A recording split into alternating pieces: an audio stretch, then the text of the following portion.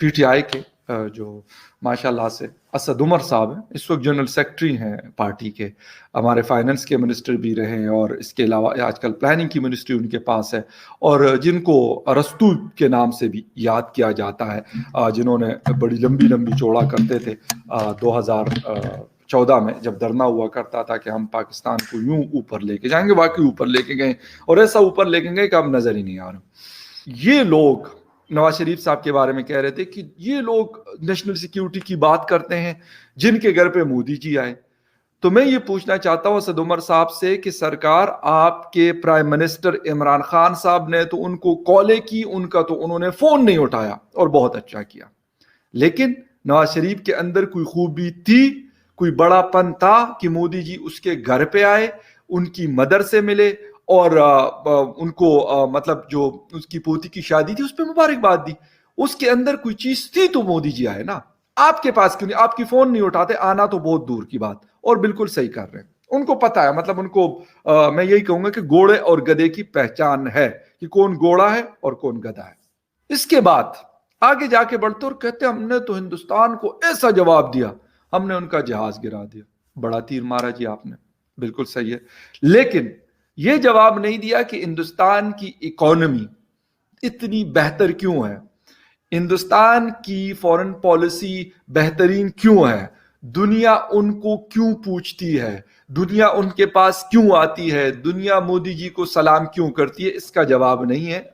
نہ عمران خان کے پاس ہے اور نہ ہمارے جو دوسرے بھی صاحب تھے اسد عمر صاحب، اور کہتے ہیں ہم نے تو ہندوستان کو بڑا ذلیل کیا۔ مجھے نہیں پتا کہ ذلالت یہ کس کو کہتے ہیں، ذلیل تو ہم ہو رہے ہیں یار، ہندوستان کو کیا ہوا ہے؟ ہندوستان کے پاس مہنگائی نہیں ہے، بہتر پوزیشن پہ ہے وہ، اکانومی ان کی جو وہ ہے وہ تقریباً $3 ٹریلین سے بڑی ان کی اکانومی ہے، شاید ہم سوچ بھی نہیں سکتے آئندہ 50 سالوں میں۔ اس کے بعد دنیا کے ساتھ اس کے تعلقات ہیں، بڑی طاقتوں کے ساتھ ان کا آنا جانا ہے، اسٹریٹجک ریلیشن شپس ہیں ان کی۔ وہ آئی ایم ایف سے $1 ارب کے لیے ان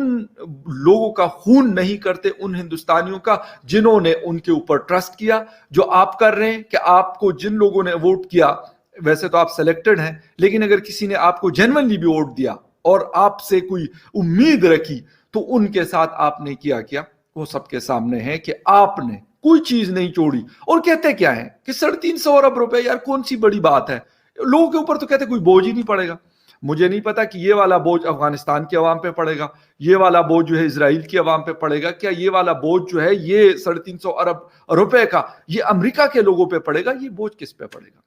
مطلب نان سینس چیک کرے لوگوں کی کہ یار باتیں کیا کر رہے ہیں، کہ یار اس سے کوئی فرق نہیں پڑتا، عوام کی زندگی بہترین چلے گی بھائی، کوئی مسئلہ نہیں ہے، کیا ہوگا، مطلب تھوڑا سا گھی، ویسے ہی گھی تیل مہنگا ہوتا ہے ہر مہینے 100 روپے اس کے مطلب پیک میں اضافہ ہوتا ہے، اگر 100 اور ہو گیا تو کیا فرق پڑتا ہے، ہر مہینے 4 روپے پر لیٹر ہم پیٹرولیم لے بھی لیں گے، اس سے عوام کو کوئی فرق نہیں پڑنا، کیا فرق پڑنا ہے، کچھ بھی نہیں، 30 روپے تک ہم نے اس کو لے کے جانا ہے۔ آپ نے کھانے پینے کی چیزوں کے اوپر 17% GST لگا دیا، اس سے عوام کو کچھ بھی نہیں ہوتا، عوام بڑی خوش ہے، لڈیاں ڈالی ہوئی ہیں یار، ناچ گانا ہو رہا ہے اس وقت، مطلب ویسے تو نیو ایئر بھی ہے اور اس کے ساتھ ساتھ جو ہے وہ اتنے خوش ہیں کہ وہ مطلب چوکوں میں جا کے، ڈی چوک میں بھی اور باقی جو بڑے بڑے جگہ ہیں سب شہروں میں ناچ گانا ہو رہا ہے وہاں پہ، یار اتنے خوش ہیں وہ۔ آپ نے اتنا زبردست قسم کا، یہ منی بجٹ کہتے ہیں، میں اس کو منی بجٹ کہتا ہوں، آپ نے وہ پیش کیا۔ میں یہ پوچھنا چاہتا ہوں کہ اس مودی جی جس کو آپ فلور آف دا ہاؤس کھڑے ہو کے آپ گالیاں دے رہے ہیں، اس نے اپنی قوم کو کیا دیا، اور آپ جس کو بڑا، جسے کہتے ہیں کہ مہان آدمی سمجھتے ہیں عمران خان صاحب، اس نے قوم کو کیا دیا، یہ ہمیں بتا دیں تو زیادہ بہتر ہوگا۔ ہمیں تو مطلب آپ کب تک یہ اپنی مطلب جھوٹی کہانیاں، اپنی بڑی بڑی باتیں ہمیں سناتے رہیں گے، کیونکہ ہم تو یہاں رہتے ہیں، ہمیں تو پتا ہے کہ بھئی بجلی کیا ریٹ چل رہا ہے، بجلی کا آپ نے مطلب مہنگا 50 روپے یونٹ ہو گیا، کیا فرق پڑتا، پہلے 10 روپے یونٹ تھا، عوام خوش ہے بھائی، مزہ آ رہا ہے ان کو کہ 10 روپے کی بجائے انہوں نے 50 روپے یونٹ کے دینے۔ جو LPG یا دوسری گیس ہے وہ آپ نے ماشاءاللہ سے 200-300% اس میں اضافہ کر دیا، اگر کسی کا 2000 روپے بل آتا تھا تو اب 10,000 رہے گا، لوگ خوش ہیں، مزہ آ رہا ہے ان کو۔ آٹا ان کو اگر 50 روپے کلو یا 40 روپے کلو ملتا تھا، اب 100-120 روپے کلو مل رہا ہے، عوام بڑی خوش ہے، بڑا مزہ آ رہا ہے، انجوائے کر رہے ہیں۔ اس کے ساتھ ساتھ پیٹرولیم کی بات ہوگی، اچھا بے روزگاری بڑھ رہی ہے، عوام خوش ہے یار، انجوائے کر رہی ہے۔ یہ کہا گیا کہ مودی جی کو نواز شریف نے بائی کہا، ابے یار میں وہی بات دہرا رہا ہوں کہ اس کے اندر کوئی گٹس تھے تو اس نے کہا نا, اور مودی جی نے اس کو جپی لگائی تو اس کے اندر کوئی گٹس تھے تو اس نے لگائی نا. آپ کو کیوں نہیں منہ لگاتے وہ؟ کیونکہ آپ کا ان کو پتا ہے کہ آپ مطلب جسے کہتے ہیں نا کس کھیت کی مولی ہے اور آپ کتنے پانی میں, یہ ان کو بہت اچھے سے پتا ہے. تو میں بات کر رہا تھا کہ جو مودی کو آپ بے شک گالیاں دیں, کچھ بھی کر لیں, اس کی عوام نے اس کو دوسری بار الیکٹ کیا,